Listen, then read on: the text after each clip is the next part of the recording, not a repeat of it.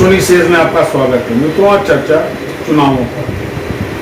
चुनावों पर इसलिए कि चुनावों का माहौल आ रहा है और जिस तरीके से फ्री का वितरण चल रहा है, हर पार्टी फ्री में बांट रही है।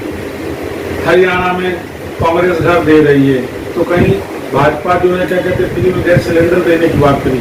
पर इस बीच में जम्मू कश्मीर में जो घोषणा पत्र कांग्रेस ला रही है, जिसके कुछ मेन पॉइंट्स हाईलाइट हुए, मित्रों वो बड़े गंभीर। जम्मू कश्मीर में 370 की बहाली की बात कांग्रेस कर। मैंने ये नहीं जान पा रहा हूँ कि 370 से लाभ किसको होंगे। आम कश्मीरी की तो दुर्दशा सबको देखी हुई है। पर्टिकुलर 3 परिवारों को लाभ पहुंचाने के लिए क्या कांग्रेस पार्टी काम करने जा रही है, ये सोचने वाला विषय। दूसरा, कांग्रेस और उसकी सहयोगी पार्टियां जो हैं, जो इंडी गठबंधन के सदस्य भी हैं, उनका कहना है कि हम जम्मू कश्मीर में जो तथाकथित आतंकी मारे गए उनके परिवारों को क्षतिपूर्ति देंगे, लाखों रुपए में, करोड़ों रुपए में। किसका पैसा देंगे? क्या वो पार्टियां अपनी पैतृक संपत्ति बेच के देंगी? सबसे बड़ा गंभीर विषय है कि कांग्रेस ये तक डिक्लेयर करने को जा रही है कि अगर जम्मू कश्मीर में या देश में उसकी सरकार बनती है तो वो न्यूक्लियर एग्रीमेंट साइन करेंगे कि हम अपने सारे न्यूक्लियर वेपन्स को खत्म कर देंगे, डिस्ट्रॉय कर देंगे। हिंदुस्तान जो परमाणु शक्ति का देश है वो फिर गैर परमाणु हो जाएगा। ये जानते हुए कि हमारे बगल में पाकिस्तान परमाणु शक्ति है, ये जानते हुए कि हमारे सर के ऊपर बैठा हुआ चीन परमाणु शक्ति है, ऐसे माहौल के बीच में इस तरीके के स्टेटमेंट मित्रों कांग्रेस की सोच को कहीं ना कहीं प्रभावित करता है। क्या वास्तव में कांग्रेस हिंदुस्तान समर्थित बात कर रही है? क्या कांग्रेस के दिल में हिंदुस्तान के लिए थोड़ा सा भी भाव है, या शासन सत्ता के लिए कांग्रेस किसी भी हद तक जाके कंप्रोमाइज करने को तैयार है? ये बड़ा गंभीर विषय है हर हिंदुस्तानी के लिए। आप भाजपाई बन के मत सोचे, आप सपाई बसपाई बन के न सोचे, लेकिन एक भारतीय बन के सोचेंगे तो आपको लगेगा कि कांग्रेस ने 1951 से आज तक क्या किया और क्या भविष्य में उसका प्रोग्राम है। अगर हिंदुस्तान गैर परमाणु शक्ति होगा तो आप समझ सकते हैं कि हमारे अगल बगल हमारी स्थिति भी कमोबेश इजराइल जैसी हो जाएगी।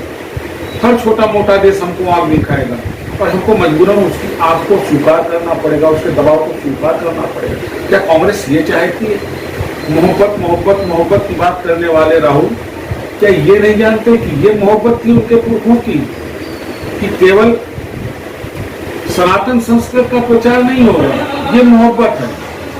या ये मोहब्बत थी कि हम अपनी शिक्षा पद्धति नहीं चला सकते, या ये मोहब्बत थी कि केवल मंदिरों के लिए क्या कहते हैं मंदिरों के पैसे सारे सरकार लेगी, बाकी अन्य किसी धार्मिक संस्थान के नहीं।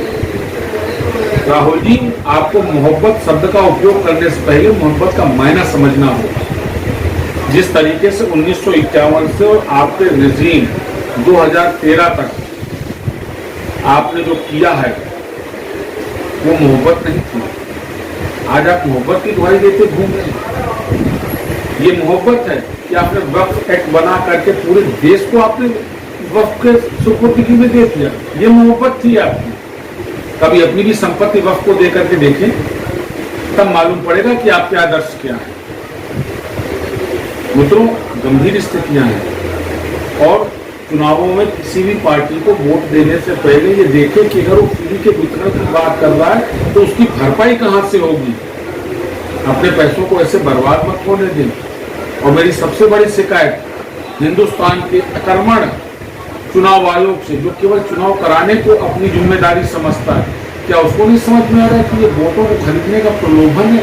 This is the cost of the vote, what has been offered by this parties. बड़ा शर्म का विषय है चुनाव आयोग के लिए, तो इस तरीके के घोषणा पत्रों को अंगीकृत कर रहा है, स्वीकार कर रहा है और इन पार्टियों को ऐसा करने देने की इजाजत दे रहा है। सोचिएगा मित्रों, पुनः मुलाकात करूंगा। नमस्कार।